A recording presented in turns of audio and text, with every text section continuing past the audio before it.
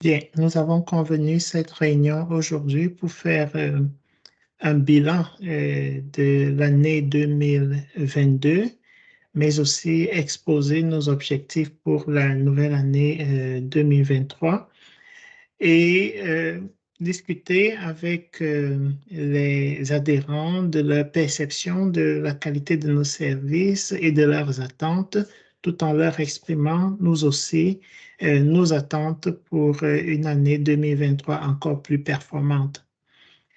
Alors, il se trouve que l'année a été créée il y a déjà environ 3 ans dans l'optique de permettre à chaque Camerounais de pouvoir se soigner quel que soit son niveau de revenu. Le but, c'est donc d'offrir à chacun, au prix qui lui convient, la possibilité d'obtenir une couverture santé optimale pour sa famille. Et nous sommes bien en chemin vis-à-vis de l'atteinte de ces objectifs. Sur 2022, on peut constater que nous avons obtenu jusqu'à 15 000 téléchargements de l'application avec 4 800 personnes qui l'utilisent au quotidien, parmi lesquelles 2 218 se sont inscrits. Nous pouvons malheureusement constater que seuls environ 25%, soit environ 500 membres, sont vraiment réguliers et donc peuvent effectivement bénéficier de la prise en charge en cas de maladie. Ce sera d'ailleurs l'un des axes de correction pour lesquels nous allons discuter aujourd'hui.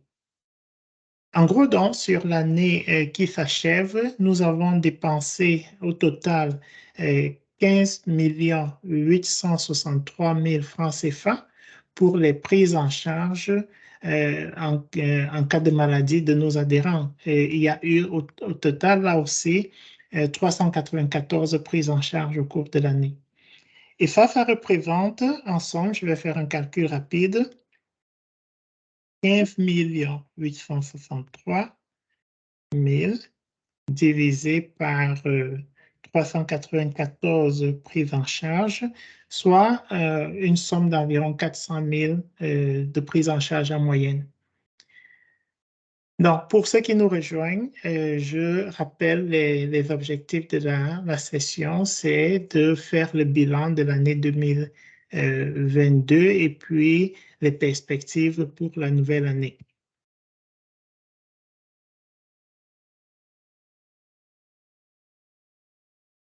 Donc, pour ceux qui nous rejoignent, nous sommes en train de faire une perspective de l'année 2023 après avoir fait un bilan de l'année 2022. Mais je fais un petit retour pour votre bénéfice.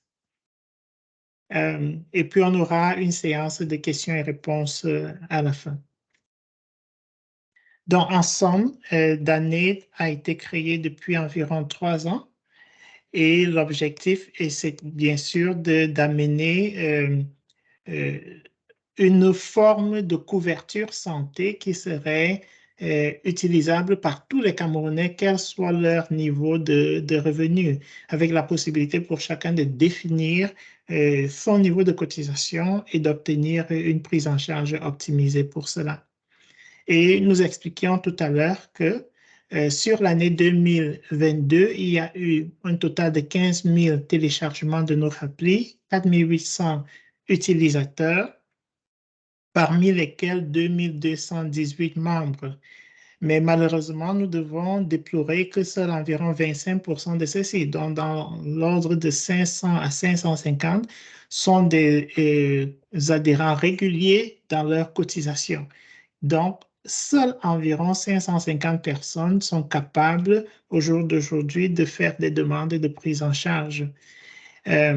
Les autres ayant payé une ou deux fois ou quelque chose comme ça. C'est d'ailleurs l'un des axes de la communication que nous allons avoir au bout de cette démarche. Et puis, on signalait aussi que sur 2022, il y a eu un total de dépenses d'environ 15 863 000 pour 394 prises en charge, ce qui représentait une moyenne de 400 000 par prise en charge. Donc, ça nous rend vraiment humble de constater que nous sommes capables d'assister vraiment les familles et de les aider dans leur prise en charge en cas de besoin. Les délais de prise en charge se sont en général situés dans la limite de 48 heures, 2 jours, mais bien entendu, on peut aussi déplorer, surtout sur la fin de l'année, quelques retards de paiement dont nous nous excusons. En général, ça a été lié au changement de système. Il y a eu modification de compte bancaire, modification de méthode de paiement, et tous ces changements-là ont entraîné des retards sur la prise en charge. Et notre objectif en matière de qualité, c'est de les éviter pour l'avenir, par exemple. Alors, les perspectives sur 2023. Euh, D'une part, nous savons, et vous le savez déjà, il y a eu des changements avec l'application. Désormais, les prix sont autodéfinis. C'est chaque adhérent qui peut aller sur l'appli, définir le montant de ses cotisations et obtenir pour cela une couverture optimisée avec un plafond particulier pour sa famille. Et nous avons aussi éliminé la limite à 5 personnes par famille. Nous ne pouvons pas décider de la taille de chaque famille. Et donc, c'est chacun qui, en toute responsabilité, définit son niveau de cotisation et le niveau de couverture qu'il obtient de ce point de vue. Nous espérons au cours de l'année 2023, pardon, pouvoir réduire encore plus les délais de prise en charge à agir plus rapidement, à faire des demandes plus proactives et donc pour nous permettre de faire des prises en charge de l'ordre de 1 heure, c'est notre espoir, ou au moins dans une limite de 24 heures. On va y travailler. Et puis, dans le système que nous avons mis en place, l'application que vous avez désormais, il y a beaucoup d'intelligence qui est construite. D'abord, l'application vous guide un peu plus, mais il y a aussi des outils de vérification, de validation. Et tout ce système-là va nous permettre d'automatiser encore plus la prise en charge et de faire en sorte que vous ayez la possibilité de recevoir encore plus votre argent en cas de maladie. Et sur 2024 aussi, nous souhaitons que les adhérents utilisent un peu plus le système qui est mis à leur disposition, l'application. Là-dedans sont construits des outils de prise de rendez-vous avec les médecins, des outils de suivi. Nous construisons aussi un carnet digital qui va permettre de faciliter la communication entre vous, le médecin, entre vous et la mutuelle, et entre vous et les pharmacies, les laboratoires et le reste.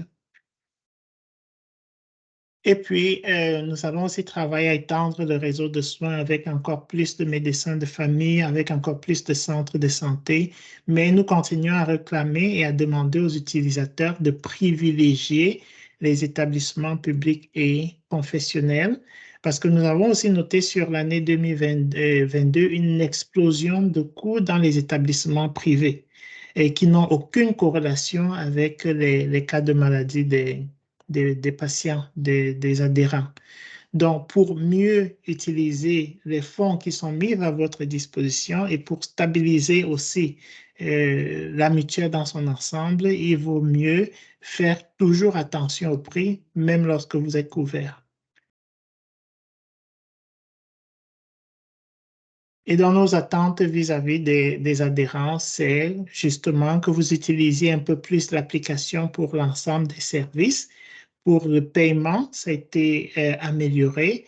Pour les demandes de services aussi, pour remonter les erreurs, parce qu'avec les changements qu'il y a eu, il y a forcément des petites erreurs qui se créent. Chaque fois que vous les observez, remontez-les, elles seront corrigées rapidement pour vous permettre d'agir plus efficacement dans l'appli.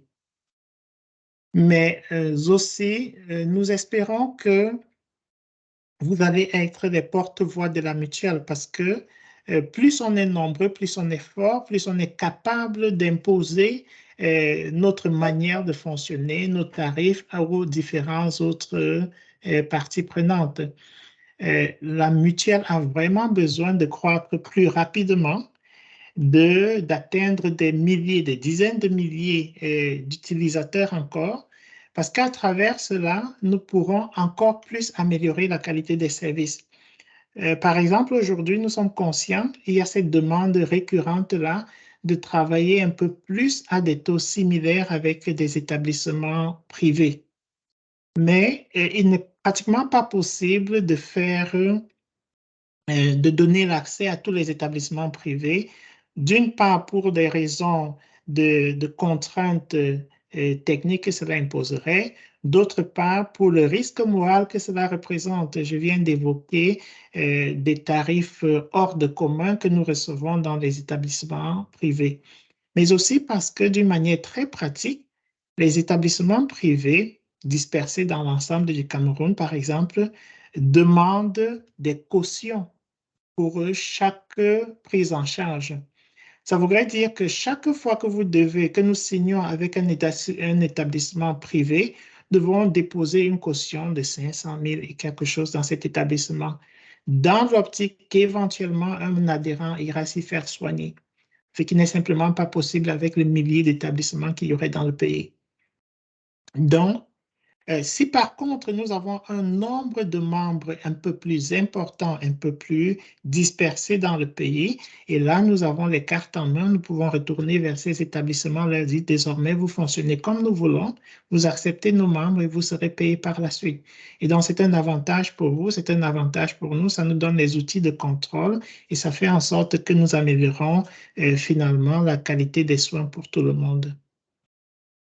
Et nous ne pourrons jamais cesser d'insister là-dessus. Je viens d'évoquer le fait que à peine 25% des adhérents étaient à jour de leur cotisation. Il est extrêmement nécessaire de payer ces cotisations à temps. Nous avons utilisé beaucoup de tolérance sur 2022. Mais finalement, ce n'est pas une situation tenable à terme. Il faut donc que chacun, en toute responsabilité, là encore, apprenne à payer ses cotisations à temps sans attendre que nous et que nos agents vous appellent, vous contactent pour vous les rappeler. Il est nécessaire que chaque famille soit à jour en permanence pour éviter les arrêts de service.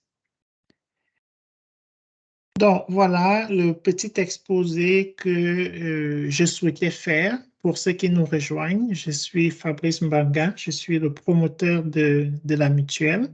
J'ai eu à discuter avec certains d'entre vous de vive voix jusque-là. Et le but aujourd'hui, c'était de faire un petit rappel sur l'année 2022 et puis d'exposer nos attentes par rapport à l'année prochaine. Et pour ce qui concerne le rappel, la revue de 2022, en gros, ce que l'on en tire, c'est que nous avons dépensé environ presque 16 millions de francs CFA pour environ 400 prises en charge dans l'année et que nous espérons faire encore plus cette année avec votre contribution. Mais maintenant, vous avez la possibilité de poser les questions si vous en avez.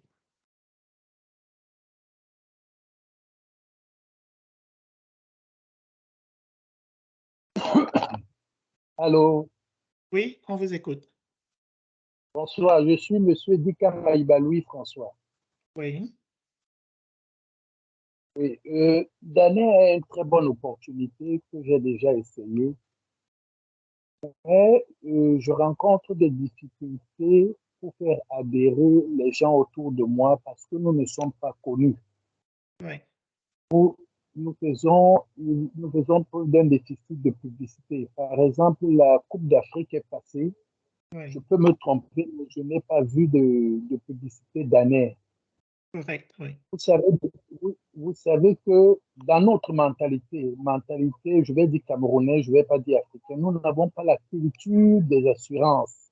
En effet. Par contre, nous avons un fait très simple. Combien de biens nous mettons à table pendant un week-end de vendredi à dimanche? Oui. Alors, donner une opportunité à la portée de tous les Camerounais. Mais moi, à mon niveau, je me heurte à deux problèmes. Ce problème de publicité. Et Oui. puis, ce problème que l'application n'est pas très fluide. Oui. Par exemple, quand la prise en charge, moi, j'ai récemment eu une prise en charge. J'aurais que cette prise en charge se fasse via notre application d'ANER. Oui. Elle s'est faite via WhatsApp. Vous voyez un peu? Oui. Mhm. l'application n'est pas très malléable. Ma prise en charge, la couverture de ma prise en charge a été faite via WhatsApp. Alors que moi, j'aurais souhaité que tout se passe dans la plateforme d'ANER. Oui. Donc, voilà mes deux, comment je pourrais dire, mes deux suggestions. Il nous faut de la publicité. Oui. Il nous faut de la publicité. d'ANER est accessible à tout le monde. Quand je leur explique, ils n'y croient même pas. Et comme c'est des gens qui cherchent toujours, ils ne voient pas de publicité. Quand on entre dans l'application, elle n'est pas très fluide. Ça, je peux vous le dire, elle n'est pas très fluide. Par exemple, mes cotisations, j'ai entièrement payé annuellement. Mais ce n'est pas très visible. Ou c'est visible, mais on me met encore un manque à payer. Donc, ça devait plus apparaître. OK. Merci pour ces retours. C'est en 3 points. Donc, il y a la publicité, il y a les prises en charge qui doivent être faites dans l'appli et puis il y a les cotisations. Je commence par le dernier, les cotisations dans l'appli. C'est un problème que nous avons eu et ça, je dois le reconnaître que il a été extrêmement difficile de gérer les cotisations dans l'appli jusque-là. C'est surtout lié à des questions techniques et à des questions de pénétration, d'utilisation. D'abord, les questions techniques. Il y a eu de nombreux changements chez Google sur les types de services. Au départ, nous utilisions des services USSD pour faciliter les paiements. Cela a été retiré par Google dans le monde entier. Ensuite, nous sommes passés à des services, l'intégration des outils MTN Orange qui ont ensuite subi des dégradations de services. Ensuite, et finalement, nous sommes passés par un agrégateur qui est là aujourd'hui.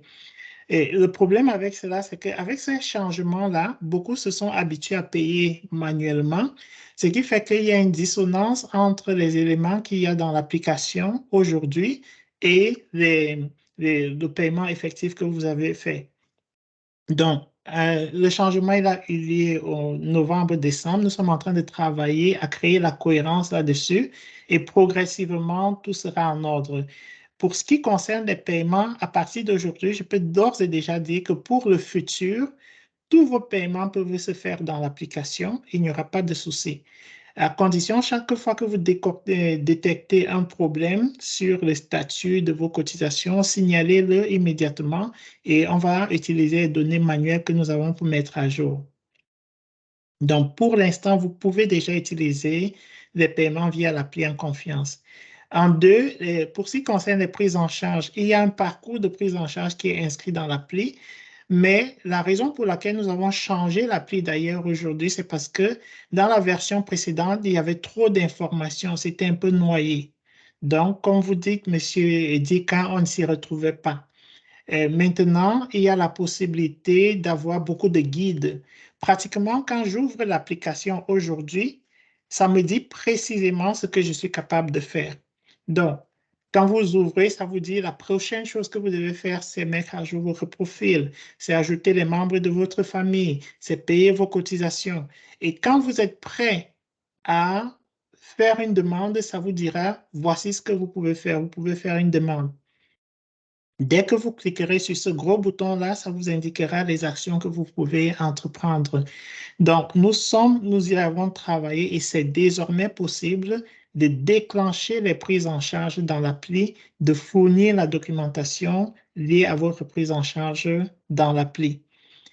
Et nous comptons aller plus loin. Pendant 2023, nous sommes en train de travailler à créer un carnet médical digitalisé. Nous avons créé une nouvelle appli sur le côté pour les médecins, ça s'appelle Danet e-Clinique, dans laquelle les médecins peuvent voir vos demandes de rendez-vous, déclencher les consultations, faire comment on appelle ça, des prescriptions directement, ce qui fait que tout va se retrouver un peu plus dans l'appli et vous aurez moins d'actions à faire. Mais ça nécessite du temps et ça se fera très progressivement. Mais au moins pour l'instant, vous pouvez déclencher les prises en charge dans l'appli et puis fournir la documentation dans l'appli. Et nous mettons aussi en place en interne un dashboard qui va nous permettre de voir ces éléments et de réagir rapidement de ce point de vue. Et pour finir sur la publicité, c'est notre talon mou. Et ça, je dois en convenir avec vous. Nous n'avons pas les capacités, nous n'avons pas les moyens exorbitants aujourd'hui pour se permettre de faire des grosses campagnes de publicité. Nous focalisons tous nos efforts aujourd'hui pour satisfaire les demandes de prise en charge. Nous ne voulons pas nous retrouver dans une situation où il y aurait un malade et on ne serait pas capable de payer. Donc, c'est un peu le problème de la charrue et le bœuf. Qu'est-ce qui vient en premier? Nous avons opté pour faire en sorte que les prises en charge soient garanties, même si ça signifie une croissance lente. Et c'est d'ailleurs pourquoi nous comptons sur vous pour la croissance, parce que plus il y a de monde, plus on a des réserves, plus on peut faire de la publicité et acquérir encore plus de monde et se renforcer, ainsi de suite. Donc, de ce point de vue-là, nous comptons sur vous pour l'instant, mais nous travaillons à identifier des partenaires qui pourraient nous accompagner dans cette démarche à long terme. Merci dans tous les cas de vos retours. D'autres questions? Non, ça va, je suis satisfait. Je suis même très satisfait de Danette. C'est une opportunité au Cameroun. Et je ne comprends pas pourquoi les gens en sont un peu réticents. Mais je comprends, c'est dans notre culture. Quand la chose ne nous presse pas, on ne s'y met pas encore. Donc, petit à petit, comme vous dites, on va s'y faire. Oui, avec votre aide, merci. Quelqu'un d'autre, une question? Ou une suggestion? Ou une plainte? Oui, Madame Kémonier?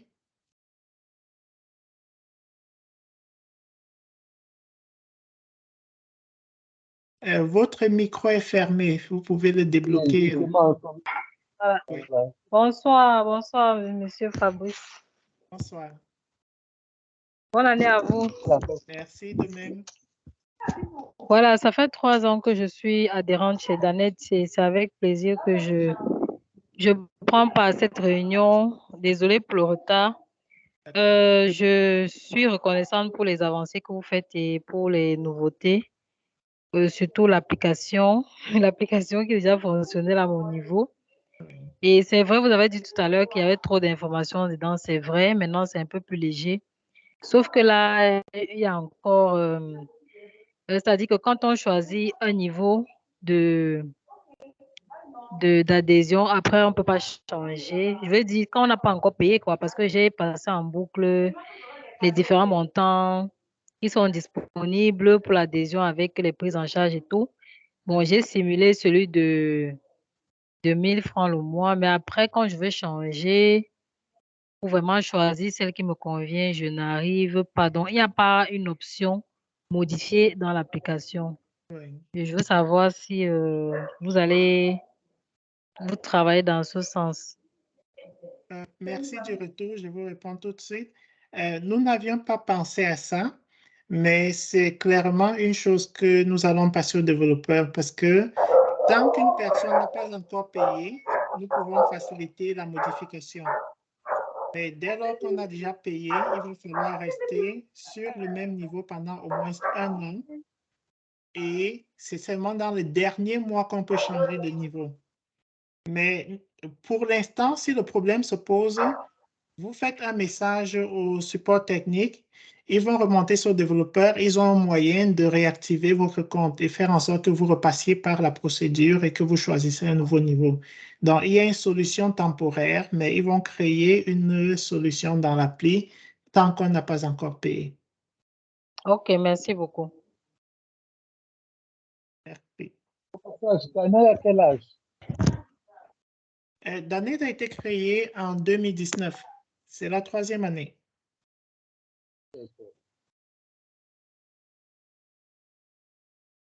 Oui, autre question? Monsieur Minka. Oui, alors bonsoir. Bonsoir. Et moi, ça fait 3 ans que je suis à Danette. Je suis vraiment satisfait au point où j'ai fait adhérer plusieurs personnes aux alentours. Mais depuis 2 ou 3 mois, je suis un peu surpris. Danette prend plus de temps pour des remboursements par rapport au départ. Je ne sais pas ce qui se passe.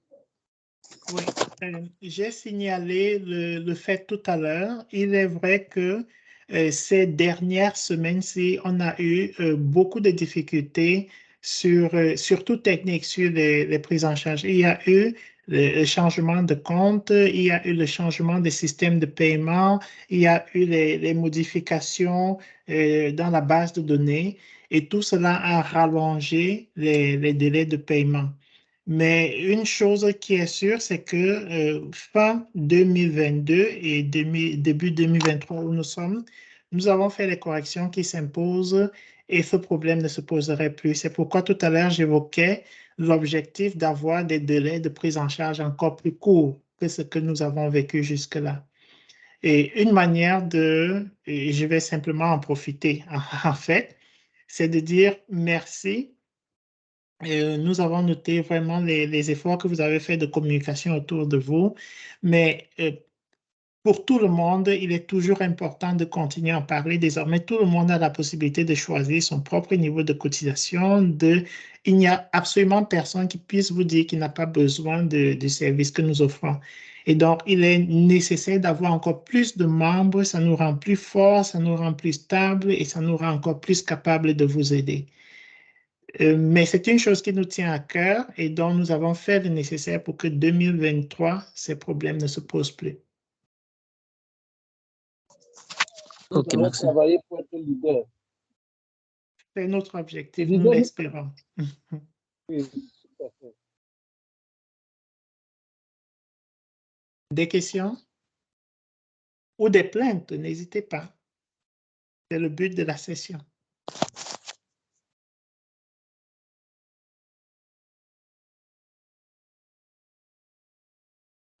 Oui, Madame Kémonier. Oui, monsieur, je reviens pour demander pourquoi l'option de payer chez l'adhérent afin que l'adhérent paye les soins.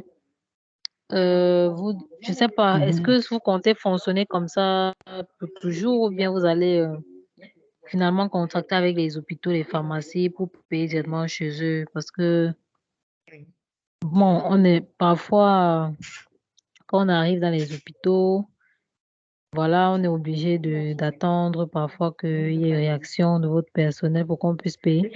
Pourtant, s'il y avait déjà ce rapprochement avec les structures hospitalières, ce serait un peu comme les autres, quoi. C'est-à-dire, on arriverait, on donnerait aussi le nom de l'assurance où on est, et puis on serait pris en charge sans pourtant patienter, surtout quand il y a des petits soucis comme vous mentionnez qu'il y a eu récemment. Ouais.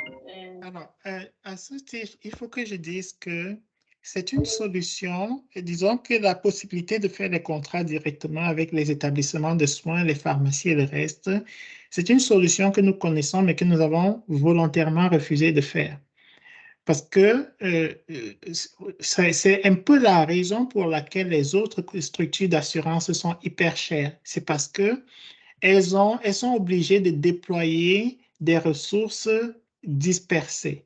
Elles sont obligées de travailler avec des établissements de santé qui vont alors souvent manipuler les factures et le reste et ils vont se retrouver à payer des montants exorbitants qui n'ont rien à voir avec la situation médicale du patient. Cela étant, notre objectif, ce n'est pas de fonctionner uniquement sur mode de remboursement. L'objectif, en fait, c'est d'arriver à une telle fluidité que dans un délai de maximum 1 heure, nous puissions réagir. Et ce qui se passe, c'est donc que, par exemple, nous voulons avoir une relation avec vous, mais nous devons avoir les contacts avec les centres de santé, les pharmacies, certaines desquelles nous avons déjà, mais dans le sens où nous avons les informations. Et lorsque vous êtes malade, que vous nous contactez, nous pouvons immédiatement, dans le délai d'1 heure, transférer de l'argent, soit sur vos comptes, soit au compte de l'établissement en question pour démarrer la prise en charge. Donc, nous travaillons plutôt dans le sens où nous allons affermir la relation avec le client, qu'en cas de maladie, vous puissiez aller dans un établissement. Dès que vous nous signalez, même avant d'avoir reçu la documentation, nous pouvons vous transférer de l'argent. Dès lors que vous allez dans un établissement, une pharmacie, que vous faites un devis dans la pharmacie, que vous nous envoyez le devis, que dans l'heure, nous puissions transférer l'argent soit sur votre compte, soit dans le compte de la pharmacie et vous récupérer le médicament. C'est ça l'objet de la seconde application que j'ai appelée Danette e-clinique, qui est utilisée par les médecins, mais il va aussi en avoir une autre qui sera utilisée par les pharmacies, qui fera en sorte que dès lors que vous y êtes, ils peuvent scanner vos cartes, reconnaître le paiement, recevoir le paiement directement et vous payer. Et tout ça dans un délai d'une heure maximum. Pour l'instant, c'est le chemin que nous voulons avoir. Qui sait dans l'avenir, si on atteint les 100 000, 150 000 membres, on aura une force telle qu'on peut descendre sur le terrain, dire à tous les établissements que désormais vous travaillez avec nous de la sorte et nous définissons nos règles, nous définissons les principes et ils s'en accommodent, ce qui ferait que vous puissiez désormais y aller, vous faire soigner, nous envoie simplement les factures. Ça nous donne la force de contrôler, ça nous donne la capacité de maîtriser les événements à ce moment-là. Tant qu'on est petit et qu'on essaye de le faire de la sorte, ça produit des résultats contraires à vos attentes. Donc, pour être clair, aujourd'hui, Ok, monsieur, merci. Merci pour votre réponse. donc aujourd'hui, vous pouvez déjà fonctionner de la sorte. Il y aura des petits délais, mais nous pouvons déjà agir en amont sur la base des devis que vous pouvez soumettre, que ce soit en labo, que ce soit en pharmacie, que ce soit même dans certains hôpitaux. Des questions? Bonjour, Monsieur Manga. Bonjour, Monsieur Sa. Meilleur vœu à vous. À vous de même. D'accord. Disons que j'ai deux préoccupations, Oui. que je crois même trois. Je vais déjà commencer par la première qui est, je ne comprends pas comment est-ce que vous, Danette exige d'aller se faire soigner plutôt dans certains centres médicaux, Oui.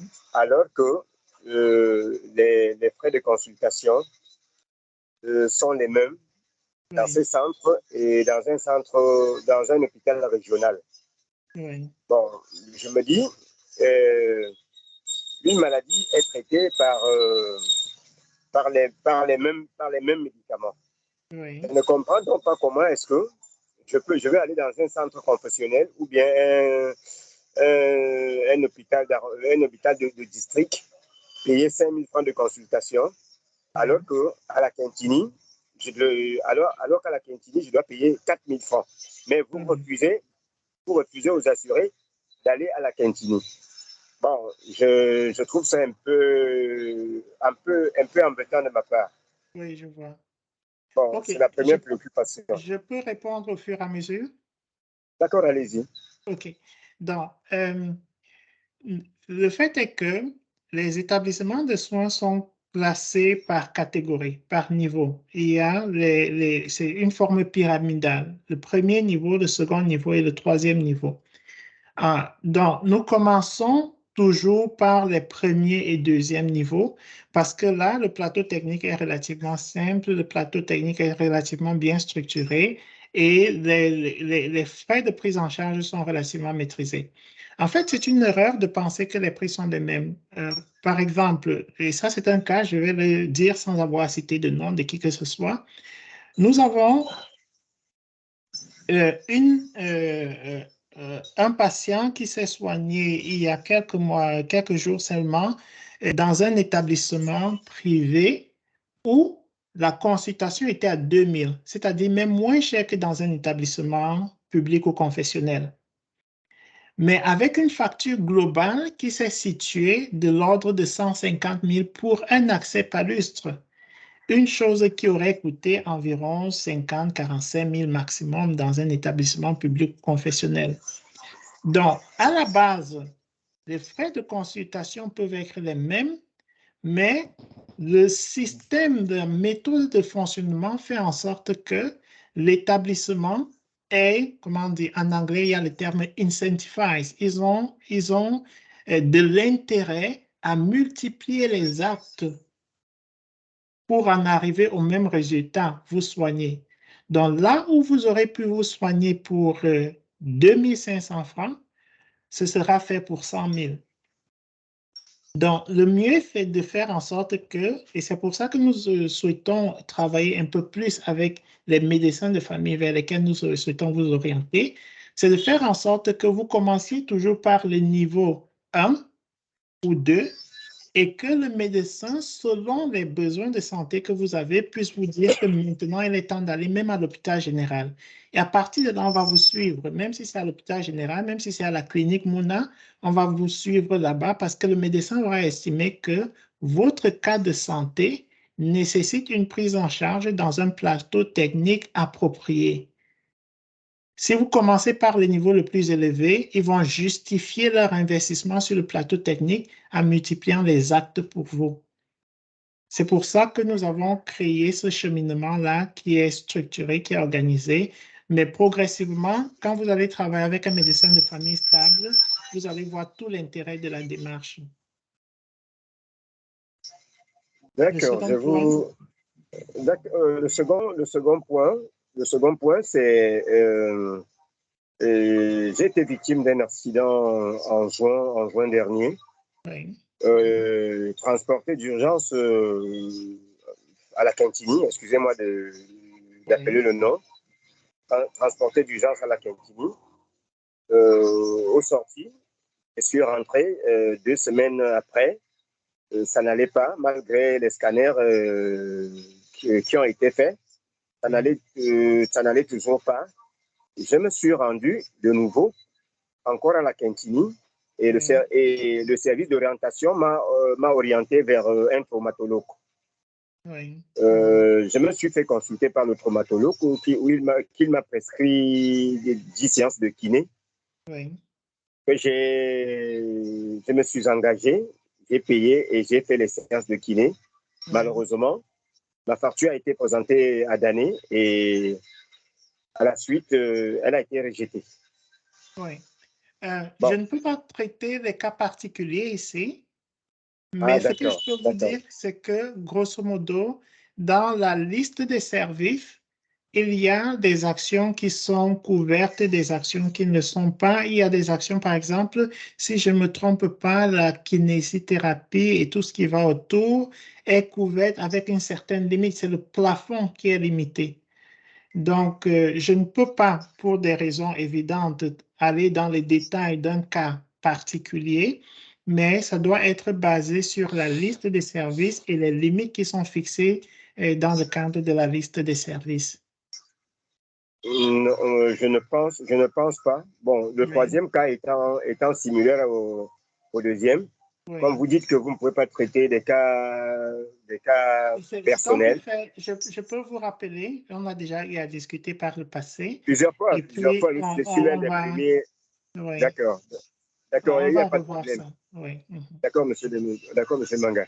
D'accord. OK, bon, j'en ai terminé. Donc. Merci. Madame Kemoni, je vous écoute. Excusez-moi, j'ai une dernière question que j'avais oubliée. Oui.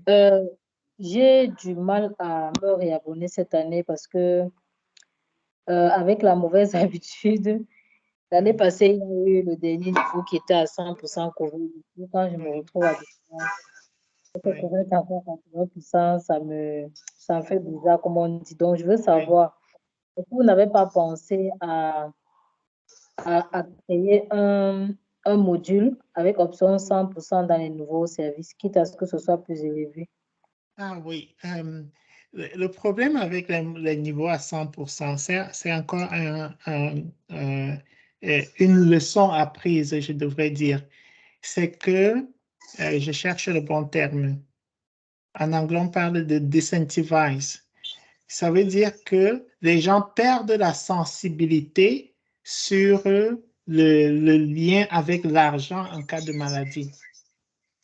Et ça fait qu'à la fin, tous les services que vous recevez, ce que nous avons noté, c'est que les gens couverts à 100% ont des services pour des actes similaires qui coûtent 5 à 10 fois plus cher que tout le monde. Parce que ce n'est plus leur problème de payer, entre guillemets. Donc, nous ne sommes pas dans une situation où nous avons cette capacité-là à régler les problèmes à toute hauteur possible. La conséquence, si on ouvre ce cheminement-là, c'est qu'à terme, on va être obligé soit de réduire les plafonds pour tout le monde, soit de réduire la liste de services pour tout le monde. Or, on veut que tout le monde puisse se soigner à un certain niveau acceptable. Donc, les retours d'expérience nous montrent que vraiment, ce n'est pas possible à l'heure actuelle. Peut-être que si on atteint des niveaux d'adhésion très importants qui font de nous quasi une couverture santé universelle, là, ça devient possible parce qu'on a la maîtrise sur l'ensemble du circuit. Mais au jour d'aujourd'hui, les retours d'expérience montrent que ça ne marche pas. C'est trop coûteux pour nous. Et pour protéger l'entreprise, il faut qu'on fasse une réduction pour que les gens ressentent le coût de la maladie et le coût de leurs soins dans tous les cas. C'est la raison du changement. OK, excusez-moi. Vous avez là pris des cas, vous avez parlé de l'insensibilité des environs. Bon, je ne sais pas pour les autres, parce que moi, je vais toujours au dispensaire. Oui. Et voilà, je ne sais pas les Vous autres. êtes un cas particulier dans une masse parce qu'il y a eu plusieurs personnes qui étaient inscrites à ce niveau-là.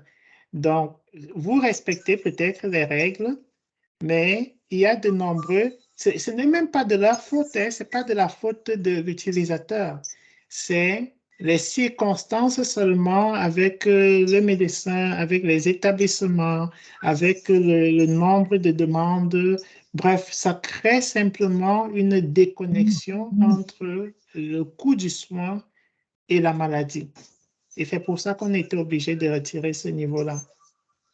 OK, ce que je voudrais vous proposer, peut-être vous pourrez peut-être voir pour ce ça. C'est que s'il arrive que vous ramenez, vous pouvez peut-être soumettre ça à des conditions, genre on va dans les hôpitaux de telle catégorie uniquement. Voilà, et il faut que ce soit avec le médecin de famille ou alors dans l'hôpital où il y a le médecin de famille, mais pas dans telle catégorie d'hôpital. OK, c'est une bonne idée. Nous allons entrevoir cela. Parce que dans les dispensaires, il y a beaucoup de choses. Oui. Ou à l'hôpital central. Oui. Merci du retour. En tout cas, ce que nous allons faire, c'est que, bon, nous avons cette année, nous allons aussi observer comment ça fonctionne aux différents niveaux. Et puis, au bout de l'année, nous allons revenir vers vous avec cela et on va voir si les retours que nous avons eus en 2023 nous permettent de faire d'autres changements dans ce sens. C'est notre volonté de faire toujours plus, mais c'est aussi nécessaire pour nous d'être toujours prudents en quelque sorte. Merci. Merci. Monsieur Dika.